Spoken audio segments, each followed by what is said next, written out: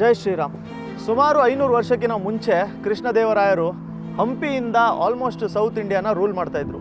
ಅವ್ರ ಹತ್ರ ಇದ್ದಿದ್ದು ವಾರ್ ಎಲಿಫೆಂಟ್ಸು ಅಂತಂದರೆ ಯುದ್ಧಕ್ಕೆ ಯೂಸ್ ಮಾಡೋವಂಥ ಆನೆಗಳು. ವಾರ್ ಎಲಿಫೆಂಟ್ಸು ಸಿಕ್ಕಾಪಟ್ಟೆ ಹೆವಿಯಾಗಿತ್ತು. ಅದಾದಮೇಲೆ ಸಿಕ್ಕಾಪಟ್ಟೆ ಹೆದರಿಸ್ತಾ ಇತ್ತು. ಬೇಕು ಅಂತಂದರೆ ಯಾವುದಾದ್ರು ಗೋಡೆ ಒಳಗಡೆನೂ ಕೂಡ ಗುದ್ಬಿಡ್ತಾ ಇತ್ತು. ಅಷ್ಟು ಚೆನ್ನಾಗಿ ಇದ್ದಿದ್ದ ವಾರ್ ಎಲಿಫೆಂಟ್ಸಿಂದ ಸಿಕ್ಕಾಪಟ್ಟೆ ರೀಜನ್ಸ್ಗಳನ್ನ ಅವರು ಎಕ್ಸ್ಪ್ಯಾಂಡು ಕೂಡ ಮಾಡಿಕೊಂಡ್ರು, ಅಕ್ವೈರು ಕೂಡ ಮಾಡಿಕೊಂಡ್ರು. ಟೈಮ್ ಆಗ್ತಾ ಆಗ್ತಾ ಆಗ್ತಾ ಅವರ ರೈವಲ್ಸು ಕುದುರೆ ತೊಗೊಂಬಂದರು. ಕುದುರೆ ಎಲಿಫೆಂಟಿಗೆ ಕಂಪೇರ್ ಮಾಡಿಕೊಂಡ್ರೆ ಸಿಕ್ಕಾಪಟ್ಟೆ ಸ್ಪೀಡಾಗೂ ಕೂಡ ಇರ್ತಾಯಿತ್ತು, ಅಜೈಲಾಗೂ ಕೂಡ ಇರ್ತಾಯಿತ್ತು. ಸೊ ರೈವಲ್ಸು ಈ ಕುದುರೆಗಳನ್ನೆಲ್ಲ ತೊಗೊಂಡು ಬಂದಮೇಲೆ ಎಲಿಫೆಂಟ್ಸ್ಗಳ ಸ್ಪೀಡು ಸ್ವಲ್ಪ ಕಮ್ಮಿ ಆಗಿರೋ ಥರ ಆಗಿತ್ತು. ಆ ಟೈಮಲ್ಲಿ ಕೃಷ್ಣದೇವರಾಯರು ಏನು ಮಾಡಿದ್ರು ಅಂತಂದರೆ ಹಾರ್ಸಸ್ಗಳ ಮಾಸ್ಟರ್ನ ರೆಕ್ರೂಟ್ ಮಾಡಿಕೊಂಡು ವಾರಿಗೆ ಬೇಕಾಗಿರೋಂಥ ಹಾರ್ಸಸ್ನ ಮತ್ತೆ ಇಂಪೋರ್ಟ್ ಮಾಡಿಕೊಂಡ್ರು. ಅದಕ್ಕೆ ನಾವು ಕೃಷ್ಣದೇವರಾಯರನ್ನ ಗ್ರೇಟ್ ಅಂತ ಹೇಳ್ಬಿಟ್ಟು ಕರೆಯೋಂಥದ್ದು. ಏನಪ್ಪ ಇದು ಡುಕಾಟಿ ಪಾನಿಗಾಲೆ V4S ಇಟ್ಕೊಂಡು ಹಾರ್ಸು, ಎಲಿಫೆಂಟು, ವಾರು, ಹಿಸ್ಟ್ರಿ ಬಗ್ಗೆ ಮಾತಾಡ್ತಾ ಇದ್ದಾನೆ ಅಂತ ಹೇಳಿ ನಿಮ್ಗನ್ಸುತ್ತೆ. ಸುಮಾರು ಡುಕಾಟಿ V4S ಸ್ಟೋರಿನೂ ಕೂಡ ಸಿಮಿಲರೇ ಬರುತ್ತೆ. ಡುಕಾಟಿ ಬಂದ್ಬಿಟ್ಟು V-twin ಇಂಜಿನ್ ಮಾಡ್ತಾ ಇರ್ತಿತ್ತು, ತುಂಬ ಫೇಮಸ್ ಇತ್ತು. ಅದಕ್ಕೋಸ್ಕರ 2017ವರೆಗೂ ಕೂಡ 2017 ಅಷ್ಟರಲ್ಲಿ 1299 ಡುಕಾಟಿ ತೊಗೊಂಬಂದಿದ್ರು. ಅಲ್ಲಿವರೆಗೂ ಅವ್ರದ್ದು ಏನು V-twin ಇತ್ತು ಅದು ಪೀಕ್ ಲೆವೆಲಲ್ಲಿ ರೀಚ್ ಆಗೋಗ್ಬಿಟ್ಟಿತ್ತು. ಅದ್ರ ಮೇಲ್ಗಡೆ ಇವಾಗ ಎಕ್ಸ್ಪ್ಯಾಂಡ್ ಮಾಡಬೇಕು ಅಂತಂದರೆ ಅದೇ ಕುದುರೆ ಥರ ಹೋಗಬೇಕು ಅಂತಂದರೆ ರೈವಲ್ಸು ಕವಾಸಾಕಿ, ಯಮಹ ಇವ್ರಿಗೆ ಕಾಂಪಿಟೇಷನ್ ಕೊಡಬೇಕು ಅಂತಂದರೆ ಅದಕ್ಕಿಂತ ಜಾಸ್ತಿ ಪಿಸ್ಟನ್ ಸೈಜ್ ಇನ್ಕ್ರೀಸ್ ಅಕಸ್ಮಾತ್ ಮಾಡ್ಕೊಂಡಿದ್ರೆ ಇಂಜಿನೇ ಬ್ಲಾಸ್ಟ್ ಆಗುವಂಥ ಸಿಚುವೇಶನ್ ಇತ್ತು. ಆ ಟೈಮಲ್ಲಿ ಹಾರ್ಸ್ಗಳ ಮಾಸ್ಟರು ಅಂತಂದರೆ ಡುಕಾಟಿಯ ರೇಸಿಂಗ್ ಟೀಮು ಡುಕಾಟಿ ಕೋರ್ಸಿಗೆ ಕಾಂಟ್ಯಾಕ್ಟ್ ಮಾಡಿಕೊಂಡ್ರು. 1299ವರೆಗೂ ನಾವು ರೀಚ್ ಮಾಡ್ಕೊಂಡಿದ್ದೀವಿ. ಪಿಸ್ಟನ್ ಸೈಜು ಸುಮಾರು 116 mm ಕೂಡ ಬಂದಿದೆ.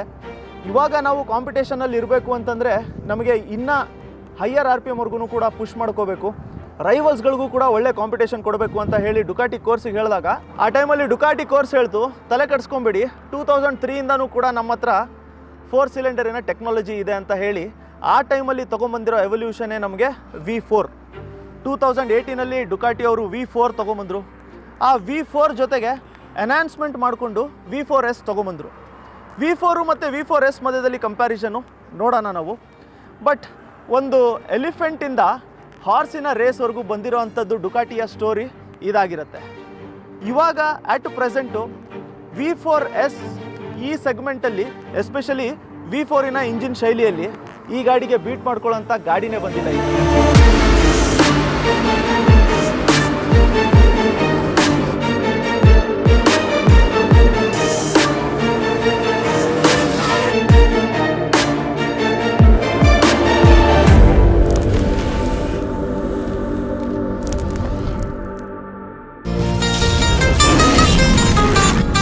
ಸೊ ಡುಕಾಟಿಯ ರೇಸಿಂಗ್ ಟೀಮು ಡಿಸೈನ್ ಮಾಡ್ಕೊಂಡು ಬಂದಿರುವಂಥದ್ದೇ ನಮಗೆ V4ನ ಇಂಜಿನ್ನು. ಇದೇನು V-twin ಇತ್ತು ಅದನ್ನು ರೀಪ್ಲೇಸ್ ಮಾಡಿಕೊಂಡು 4 ಚಿಕ್ಕ ಸಿಲಿಂಡರ್ಗಳನ್ನ ಕೊಟ್ಟರು. ಬಟ್ ಅದನ್ನು V4 ಕಾನ್ಫಿಗರೇಷನಲ್ಲಿ ಕೊಟ್ಟಿದ್ರು. ಆ ಚಿಕ್ಕ ಸಿಲಿಂಡರ್ ಕೊಟ್ಟಿರೋಂಥದ್ರಿಂದ ಏನಾಯಿತು ಅಂತಂದರೆ ಆ ಗಾಡಿ ಇನ್ನೂ ಹೀಟ್ ಆಗಿಬಿಟ್ಟು ಬ್ಲಾಸ್ಟ್ ಆಗುವಂಥ ಸಿಚುವೇಶನ್ ಕಮ್ಮಿ ಆಯಿತು. ಯಾಕೆಂತಂದರೆ ಇವಾಗ ಅದು ಆಲ್ಮೋಸ್ಟ್ 14,000+ RPM ಕೂಡ ರೆವ್ ಮಾಡ್ಕೊಳ್ಳೋವಂಥ ಕೆಪಾಸಿಟಿ ಹೊಂದಿತ್ತು.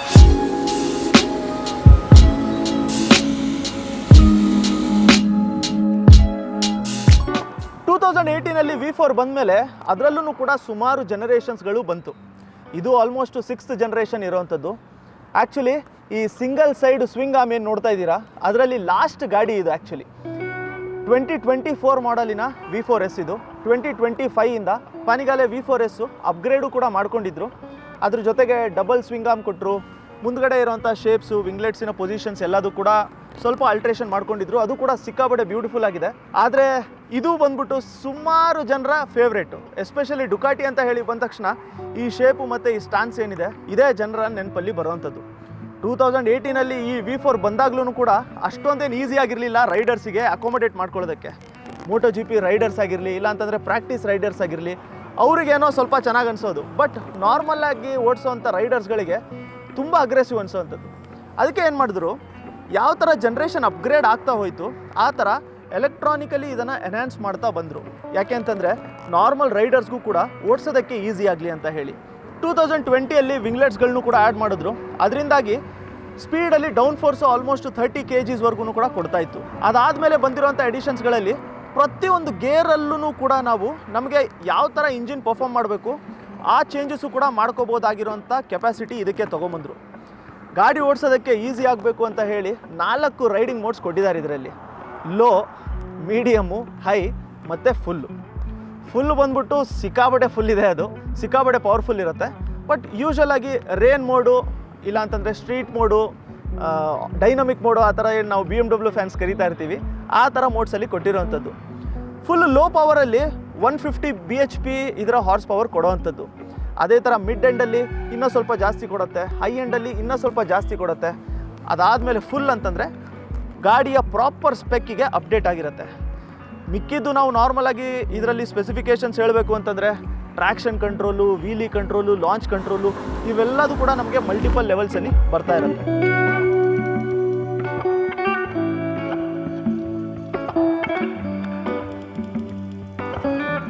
ಈ ಪನಿಗಾಲೆ V4S ಸ್ಪೆಸಿಫಿಕೇಷನ್ಸು. ಸೊ ಪನಿಗಾಲೆ ಅನ್ನೋದು ನನ್ನ ಪ್ರೊನೌನ್ಸಿಯೇಷನ್ ಪ್ರಾಬಬ್ಲಿ ತಪ್ಪು ಮಾಡ್ತಾ ಇರ್ಬೋದು, ಅಗೇನ್ ಇಟಾಲಿಯನ್ ವರ್ಡ್ ಅದು. ಇದು 1103 cc, 216 bhp ಅಷ್ಟು ಇದರ ಹಾರ್ಸ್ ಪವರ್ ಬರುತ್ತೆ ಆಟ್ 13,000 RPM. ಟಾರ್ಕ್ ಬಂದ್ಬಿಟ್ಟು 123 ನ್ಯೂಟನ್ ಮೀಟರ್ಸ್ ಇದೆ ಆಟ್ 9,500 RPM. ಹಿಂದ್ಗಡೆ ಟೈರ್ಸ್ಗಳನ್ನ ನಾವು ನೋಡ್ಕೋಬೇಕು ಅಂತಂದರೆ 200 ಸೆಕ್ಷನ್ ಇರುವಂಥದ್ದು, ಮುಂದ್ಗಡೆ ನಾರ್ಮಲ್ ಆಗಿ ನಮಗೆ 120 ಬರುತ್ತೆ, ಅದೇ ಇರುವಂಥದ್ದು. ಫ್ರಂಟು ಇದಕ್ಕೆ ಡಬಲ್ ಡಿಸ್ಕ್ ಬರುತ್ತೆ, 330 mm ಇರೋವಂಥದ್ದು. ರೇರ್ ಬಂದ್ಬಿಟ್ಟು ಸಿಂಗಲ್ ಬರುತ್ತೆ, ವಿಚ್ ಇಸ್ 245 mm.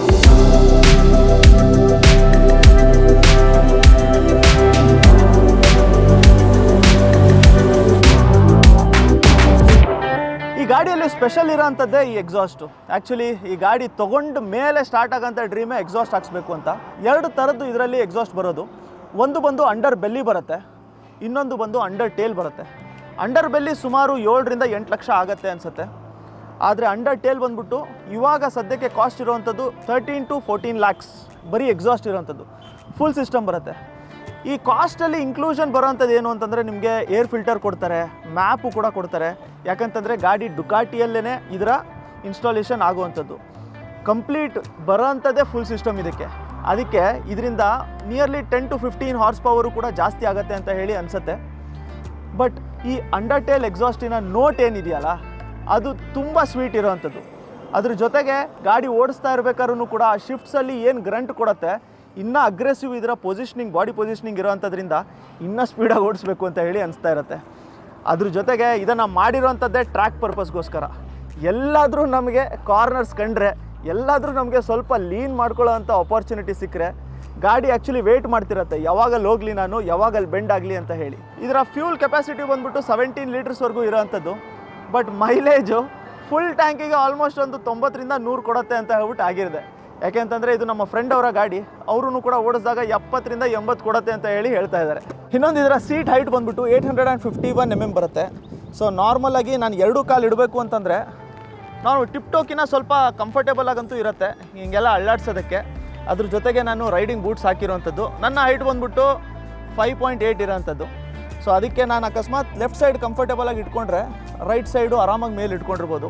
ಬಟ್ ಸ್ವಲ್ಪ ಏನಾದರೂ ಶಾರ್ಟ್ ಇದ್ದರೆ ರೈಡರ್ಸು ಸ್ವಲ್ಪ ಡಿಫಿಕಲ್ಟ್ ಅಂತೂ ಆಗುತ್ತೆ. ಯಾಕಂತಂದರೆ ಇದರ ಪೊಸಿಷನಿಂಗೇ ಹೆಂಗಿದೆ ಅಂತಂದರೆ ನಾವಿಲ್ಲಿ ಕೂತ್ಕೊಂಡ ತಕ್ಷಣ ಹ್ಯಾಂಡಲ್ ಹಿಡ್ಕೊಂಡ ತಕ್ಷಣ ಬಾಡಿನೇ ತನ್ನಿಂತಾನೇ ಹಿಂದ್ಗಡೆ ಹೋಗುತ್ತೆ ಮತ್ತು ಪರ್ಫೆಕ್ಟಾಗಿ ಹಿಂದ್ಗಡೆ ಹೋಗುತ್ತೆ ಕಂಪೇರ್ಡ್ ಟು ನಮ್ಮ ಅದರ್ ಬೈಕ್ಸ್. ಎಸ್ಪೆಷಲಿ ನಾವೀಗ ಎಕ್ಸಾಂಪಲ್ಲು S1000RR ತೊಗೊಂಡ್ರೂ ಕೂಡ ಗಾಡಿ ಕೂತ್ಕೊಂಡ ತಕ್ಷಣ ಇಲ್ಲಿ ನಾವು ಟ್ಯಾಂಕ್ ಹತ್ರ ಇದ್ರೂ ಕೂಡ ಯೂಶಲಿ ಸಿಟೀಸು ನಾರ್ಮಲ್ ರೈಡ್ಸ್ ಮಾಡ್ತಾ ಇರ್ಬೇಕಾದ್ರೆ ಜಾಸ್ತಿ ಹತ್ರನೇ ಇರ್ತೀವಿ. ಜಾಸ್ತಿ ಲಾಂಗ್ ಹೋಗ್ತಾ ಇರಬೇಕು, ಇಲ್ಲಾಂತಂದರೆ ಜಾಸ್ತಿ ಫಾಸ್ಟ್ ಹೋಗಬೇಕು ಅಂತಂದರೆ ನಾವು ಹಿಂದ್ಗಡೆ ಜರಿಗೆ ಇಲ್ಲಿ ಟೈಟ್ ಮಾಡ್ಕೊಳ್ಳೋವಂಥದ್ದು ಬಾಡಿ ಪೊಸಿಷನಿಂಗು. ಬಟ್ ಇದರಲ್ಲೇನು ಅಂತಂದರೆ ಗಾಡಿ ಮೇಲೆ ಕೂತ್ಕೊಂಡು ಹ್ಯಾಂಡಲ್ ಹಿಡ್ಕೊಂಡ ತಕ್ಷಣವೇ ನಾವು ಹಿಂದೆ ಹೋಗ್ಬಿಡ್ತೀವಿ ಕರೆಕ್ಟಾಗಿ. ಬಟ್ ಈ ಅಗ್ರೆಸಿವ್ ಪೊಸಿಷನಿಂಗ್ ಇದ್ರೂ ಕೂಡ ಗಾಡಿಯ ಹ್ಯಾಂಡ್ಲಿಂಗ್ ಅಂತೂ ತುಂಬ ಚೆನ್ನಾಗಿದೆ. ಅದ್ರ ಜೊತೆಗೆ V4ಅಲ್ಲಿ ಫಸ್ಟು ಸೆಕೆಂಡ್ ಗೇರ್ ಅಂತೂ ಸಿಕ್ಕಾಪಟ್ಟೆ ಟಾಲ್ ಇರುತ್ತೆ. ಸೊ ಫಸ್ಟು ಸೆಕೆಂಡು ಥರ್ಡಲ್ಲೇ ನಾವು ಆಲ್ಮೋಸ್ಟ್ ಎಲ್ಲ ಕಡೆನೂ ಬೇಕಾಗಿರೋಂಥ ಕಡೆ ಅಡ್ಡಾಡ್ತಾ ಇರ್ಬೋದು. ನನಗೆ ಇದರಲ್ಲಿ ತುಂಬ ಅಂದರೆ ತುಂಬ ಇಷ್ಟ ಆಗಿರೋವಂಥದ್ದು ಇವರ ಡ್ಯಾಶು. ಎಸ್ಪೆಷಲಿ ಎಷ್ಟು ಕೆಳಗಡೆ ಅದನ್ನು ನೀಟಾಗಿ ಕೂರಿಸಿದ್ದಾರೆ ಅಂತಂದರೆ ನಾವು ನಾರ್ಮಲಾಗಿ ಮುಂದ್ಗಡೆ ನೋಡ್ತಾ ಇರ್ಬೇಕಾದ್ರೆ ಆ ಡಿಸ್ಪ್ಲೇ ಎಷ್ಟು ಚೆನ್ನಾಗಿ ಲಿಟ್ ಆಗಿರುತ್ತೆ ಅಂದರೆ ಕರೆಕ್ಟಾಗಿ ನಮ್ಗೆ ಗೊತ್ತಾಗುತ್ತೆ. ಯಾಕಂತಂದರೆ ಗೇರ್ ಪೊಸಿಷನಂಗ್ ಆಗಿರಲಿ, ಇಲ್ಲ ಅಂತಂದರೆ ಯಾವ ಮೋಡಲ್ಲಿದೆ ಮತ್ತು ಯಾವ RPM ಅಲ್ಲಿ ಓಡ್ತಾ ಇದೆ, ಸ್ಪೀಡೋಮೀಟ್ರೂ ಕೂಡ ತುಂಬ ಕ್ರಿಸ್ಪಾಗಿ ತೋರಿಸ್ತಾ ಇರ್ತಾರೆ. ಈಗ ಲಾಸ್ಟಲ್ಲಿ ಬಂದ್ಬಿಟ್ಟು ಇದರಲ್ಲಿ ಇರೋವಂಥ ಲೋಡಿಂಗ್ಸು, ಇಂಡಿಕೇಟರ್ಸ್ ಚೇಂಜ್ ಮಾಡ್ಕೊಂಡಿದ್ದಾರೆ, ಗ್ರಿಪ್ಸ್ ಚೇಂಜ್ ಮಾಡ್ಕೊಂಡಿದ್ದಾರೆ, ಅದಾದಮೇಲೆ ಬೇಕಾಗಿರೋಂಥ ಪ್ರೊಟೆಕ್ಷನ್ಸ್ ಎಲ್ಲ ಹಾಕಿದ್ದಾರೆ. ಬಟ್ ಮೋಸ್ಟ್ ಇಂಪಾರ್ಟೆಂಟ್ ಲೋಡಿಂಗ್ ಯಾವುದೇ ಡುಕಾಟಿಗೆ ನಾವು ನೋಡಬೇಕು ಅಂತಂದರೆ ಅದೇ ನಮಗೆ ಅಂಡರ್ ಟೇಲ್ ಎಕ್ಸಾಸ್ಟ್. ಯಾಕೆ ಅಂತಂದರೆ ಆ ಅಂಡರ್ ಟೇಲ್ ಎಕ್ಸಾಸ್ಟ್ ಕಾಸ್ಟಲ್ಲೇ ನಮಗೆ ಸುಮಾರು ಬೇರೆ ಸೂಪರ್ ಬೈಕ್ಸು ಕೂಡ ಬಂದುಬಿಟ್ಟಿರುತ್ತೆ. But again it is passion, craze and power. ಟ್ರ್ಯಾಕಿಗೆ ಬೇಕಾಗಿರೋವಂಥದ್ದು ಎಲ್ಲದೂ ಕೂಡ ಹೊಂದಿರುವಂಥದ್ದು. ಸೊ ಈ ಗಾಡಿ V4S ಬಂದ್ಬಿಟ್ಟು ಇವಾಗ ಆಲ್ಮೋಸ್ಟ್ 58 to 59 lakhs ಇರಬೇಕು ಆನ್ ರೋಡು. ಲಾಸ್ಟ್ ಇಯರು ನಾವು ಚೆಕ್ ಮಾಡ್ಕೊಂಡಿರ್ಬೇಕಾದ್ರೆ 46 or 47 lakh ಇತ್ತು ಆನ್ ರೋಡು. ಬಟ್ ಆಮೇಲೆ GST ಚೇಂಜಸ್ ಎಲ್ಲ ಮಾಡ್ಕೊಂಡ್ಮೇಲೆ 400cc ಮೇಲೆ ಇವಾಗ ಕಾನ್ಸ್ಟೆಂಟಾಗಿ ನಮಗೆ 40% ಇರೋವಂಥದ್ರಿಂದ ಕ್ಲೋಸ್ ಟು 60 lakh ಬರುತ್ತೆ ವಿತೌಟ್ ಎಕ್ಸಾಸ್ಟ್. ಕ್ಲೋಸ್ ಟು ನಾನು ಕೇಳಿರೋಂಗೆ ಲಾಸ್ಟ್ ಟೈಮು 56 ಏನೋ ಇತ್ತು on road V4S. Almost 7 to 8 lakh ಅಷ್ಟು ಕಮ್ಮಿ ಇರ್ಬೋದೇನೋ V4. ಈಗ V4 ಮತ್ತು V4S ಏನು ಡಿಫ್ರೆನ್ಸ್ ಇರುತ್ತೆ ಅಂತ ಹೇಳಿ ನೋಡೋಣ. V4S ಮಧ್ಯದಲ್ಲಿ ಡಿಫ್ರೆನ್ಸಸ್ ಏನೇನಿರುತ್ತೆ ಅಂತಂದರೆ, V4ಅಲ್ಲಿ ನಮಗೆ ಮ್ಯಾನ್ಯಲ್ ಸಸ್ಪೆನ್ಷನ್ ಕೊಟ್ಟಿರ್ತಾರೆ, ಪ್ರಾಬಬ್ಲಿ ಶೋವಾದ ಸಸ್ಪೆನ್ಷನ್ ಕೊಟ್ಟಿರ್ತಾರೆ.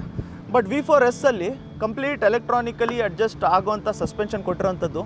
ಇದು ಬಂದು ಓಲಿನ್ಸಿನ suspension.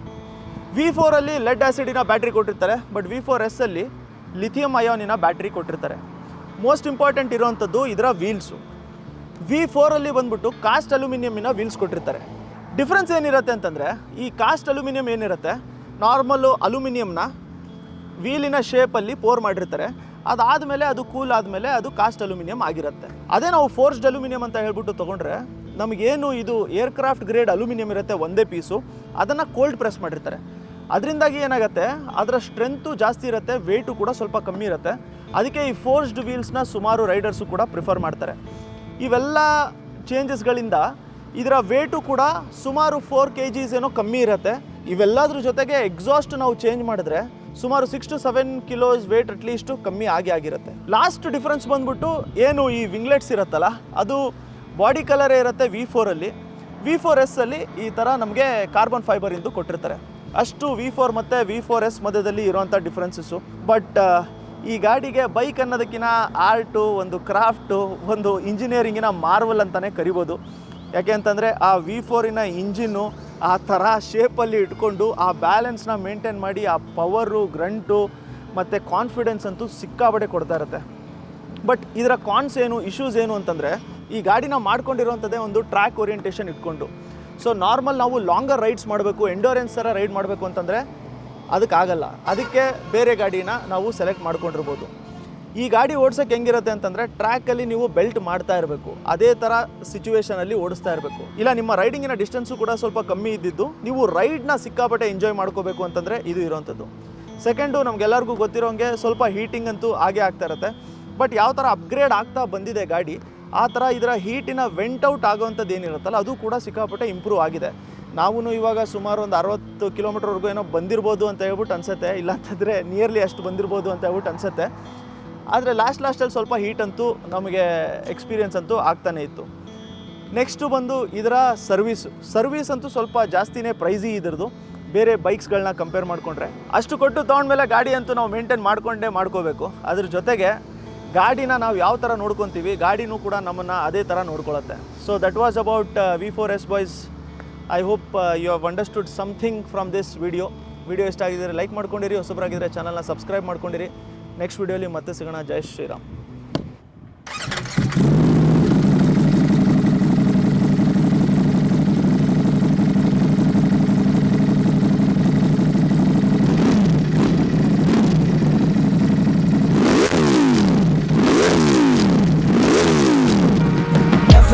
Never under yard, never ever, I'm forever on. Check my rep and all, check my repertoire, don't check me now. Let's just check some involved. I've been feeling like I'm next to God, next to God, next to God.